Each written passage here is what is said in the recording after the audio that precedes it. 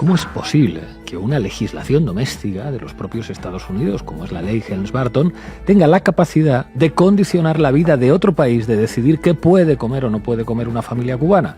Bueno, pues más de 60 años de bloqueo y sanciones nos deberían haber enseñado que la diplomacia de la fuerza y el chantaje no han aparecido ahora, de la noche a la mañana. Cuba lleva 65 años bloqueada y cada año la Asamblea General de la ONU vota de manera casi unánime contra ese bloqueo a Cuba, un ejercicio de consenso global casi sin parangón al mismo tiempo que la impotencia hecha ritual.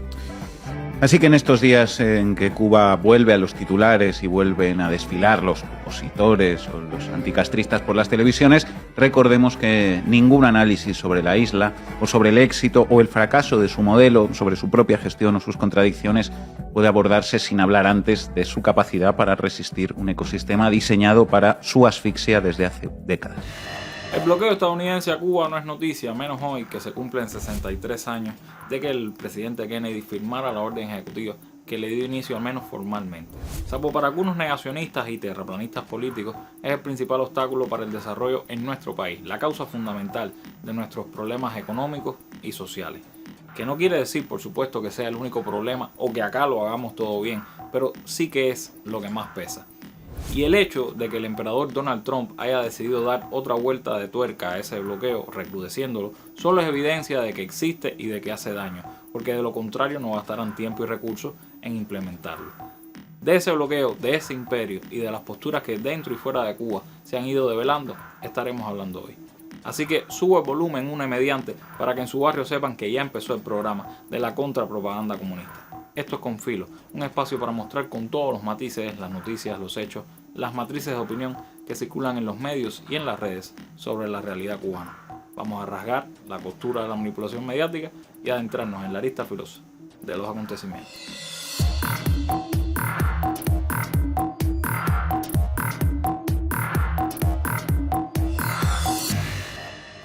You're a mathematician. We walked into that clinic where they're giving that money out to these people that are in the most dire straits of poverty and sickness, and told them that the money was coming from a, what are you, class 3 sexual predator? Tier 1. What's tier 1's the highest and worst? No, I'm the lowest. I'm the lowest. You're the lowest. Okay, tier 1, you're the lowest. But a criminal. Yes. That the money came from them. What percentage of people do you estimate? I understand you don't like probabilities. Do you estimate would say, I don't care, I want the money for my children? I would say everyone said, I want the money for my children. Did they know where the money came from? I think if you told them, if I told them the devil 100%. Himself. The devil himself said, I'm going to exchange some dollars for your child's life. Do you think you're the devil himself? No, but I do have a good mirror.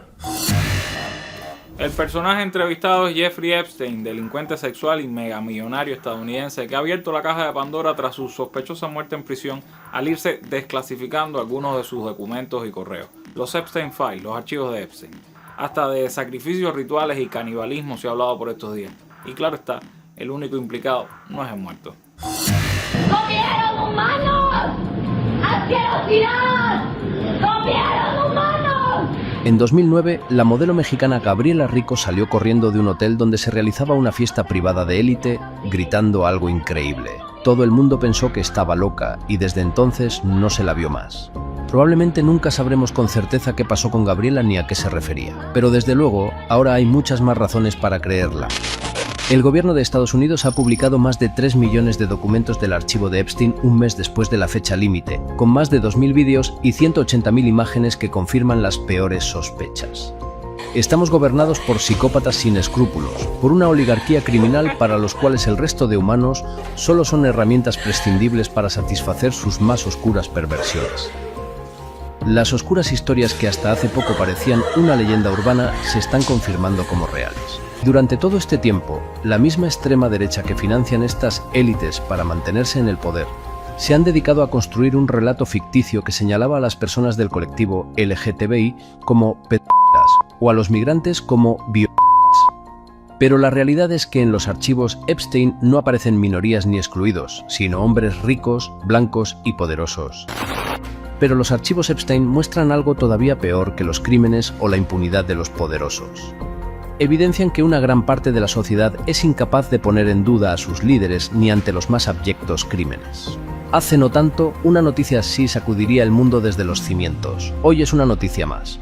Si los archivos Epstein no cambian el mundo en que vivimos, quizás ya no quede mundo que valga la pena cambiar. Según el emperador Trump, el único límite para su poder es su propia moralidad. Así que imagínense, el mundo está a merced de un hombre corrupto en todos los sentidos, de un depredador de la peor especie que construye sus propias reglas según lo que cree oportuno. Pero sus seguidores todos se lo perdonan, celebran un cartel clandestino que supuestamente apareció en La Habana dándole vivas, se inventan pegatinas para desde Miami decir que el pueblo cubano está con el procónsul imperial Mr. Hammer en alarde de abyecto y sumiso anexionismo, y hasta deciden usar una versión de su gorra. Pero usan su gorra aunque solo porque le gustan los colores y las palabritas en inglés. Déjanos explicarte lo que verdaderamente significa esta gorra. Esta gente tiene menos filo que una cuchara. Nuestra gorra no habla de bombas ni de políticos extranjeros. Habla de una explosión de prosperidad donde el trabajo tenga frutos y lo que estudias se pueda ejercer. Resulta que decirle trumpista a alguien que se viste como trumpista y repite el discurso del trumpismo es manipular su mensaje, es propaganda del régimen. Recuerda un famoso sketch que, es más, vamos a ponerle un fragmento, y que conste que no estamos haciendo comparaciones políticas, solo es una simpática coincidencia. ¿Te parezco nazi? Pues sí. ¿Cómo se atreve? ¿En qué se basa? Pues lleva uniforme nazi. Milita en el ejército nazi. Muy bien. Y perdóneme, pero se ha comportado con nosotros pues como un nazi. ¿Y por qué milito en el ejército nazi, llevo uniforme nazi y de vez en cuando me comporto como un nazi, solo por eso soy un nazi? Pues sí. Eso se llama prejuicio. Porque a lo mejor si hay algún nazi aquí, es usted. Usted se ha vuelto loco. ¿Por qué? ¿Por qué no pienso como usted? Comentario típico nazi. Si no quieren ser acusados de trumpistas y por ende cómplices de sus amenazas a Cuba, de su extorsión permanente, de sus depravaciones, pues no lo celebren, no lo imiten, no les rían la gracia. Hagan como algunos artistas e intelectuales estadounidenses que sin ser comunistas han dejado clara su insatisfacción, su descontento, su denuncia de los crímenes dictatoriales y opresivos del emperador Trump. Pero de ello que nos hable Gabriela Fernández, que los tiene a todos en la mira. Los latinos trumpistas existen porque siempre hay una oveja con complejo de Estocolmo que quiere que la cuide el lobo. Y porque la vida, como las novelas, está llena de amores no correspondidos, pero con medidas coercitivas y sin finales felices. Mientras tanto, Trump seguirá haciendo todo lo posible para sabotear a su club de fans. Las conversaciones de este fin de semana en el escenario de los Grammy, en la alfombra roja y frente a las cámaras, fue una sesión en vivo de terapia de choque contra la Casa Blanca. Eyes out.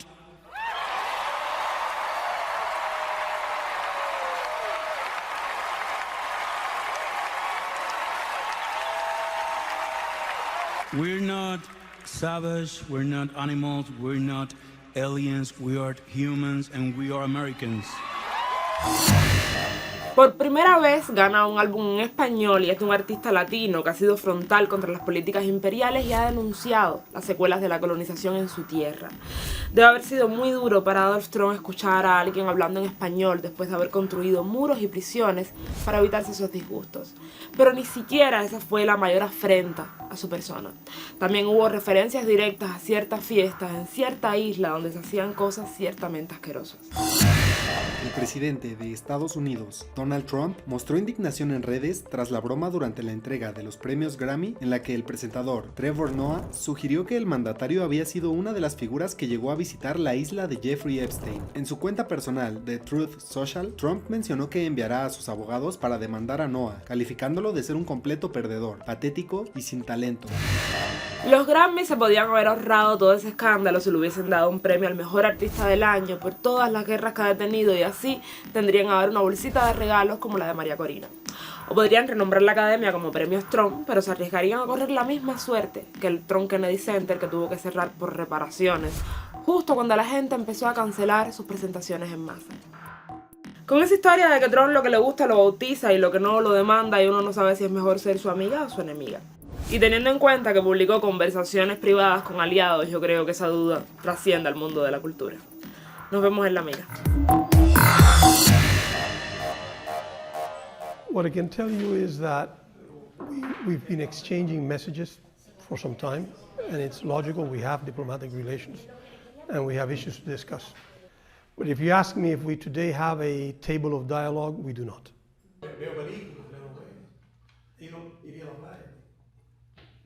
We're far from there. It has to be, to what extent, from our view, to what extent is the United States ready to have a respectful dialogue with Cuba? Así hablaba en entrevista a la agencia AP el viceministro de Relaciones Exteriores Carlos Fernández de Cosío, aclarando una supuesta noticia propagada por el mentiroso patológico de Trump. Lo cierto es que Cuba está y ha estado siempre dispuesta a un diálogo con Estados Unidos sobre la base del respeto y de la no injerencia. Lo probamos aceptando el reto de Obama, lo haríamos de nuevo siempre que no se use el chantaje y la amenaza como recursos para adelantar una agenda política. La historia de Cuba, de nuestro heroísmo ancestral y cotidiano, nos lo impide. Y así lo dijo la joven intelectual Lynn María Pich en una reciente mesa redonda, de la que compartimos fragmentos a modo de cabo. Estábamos destinados a ser oprimidos. Estábamos destinados a ser colonia. Cuba estaba destinada a ser un cañaveral. Cuba estaba destinada a ser una cárcel. Cuba estaba destinada a ser un casino luego, de imperio en imperio, ¿no? Primero con el colonialismo español y luego con el neocolonialismo estadounidense. Estábamos destinados a ser un casino, a ser un prostíbulo, ¿sí? O sea, desde el momento en que decidimos definirnos como cubanos, estábamos siendo héroes. ¿Qué es ser heroico para Martí? ¿Luchar por la gloria? ¿Qué es ser heroico para Martí? Hacer hazañas, verse bien, ¿no? El sentido estético de los griegos, de los romanos. No, es luchar por hacer a los pueblos libres.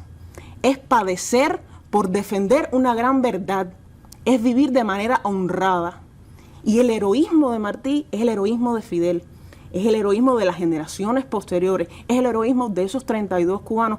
Es el heroísmo sin nombre de todos los días.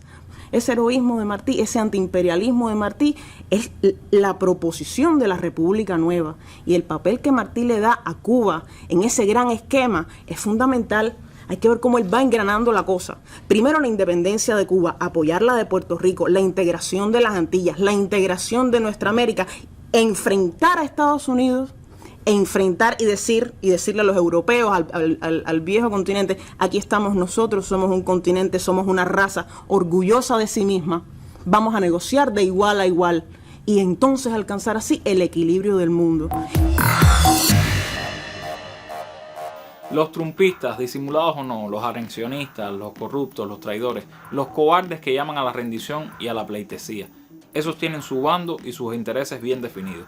Del lado de acá, del lado de Cuba, debemos cerrar filas los patriotas, los revolucionarios, los comunistas, todos los que seguimos en la lucha por hacer de este un país mejor, en la pelea que es emanciparnos por nuestros propios esfuerzos ante obstáculos y adversarios formidables, pero no invencibles. No queremos la paz del Sanjón, que renuncia a los dos pilares de la historia cubana, la justicia social y la soberanía popular.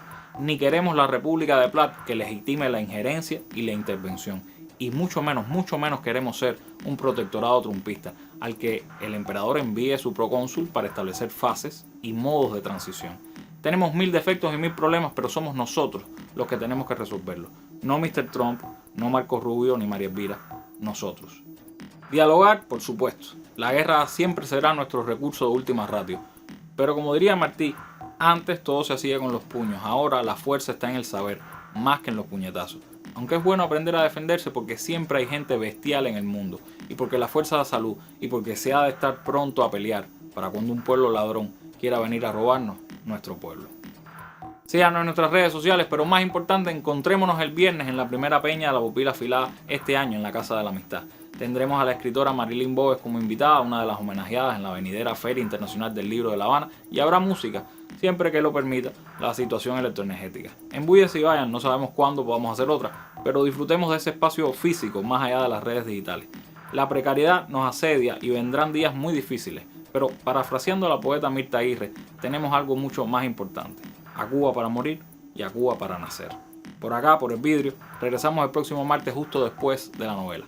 Hasta entonces, manténgase con filo. Chao.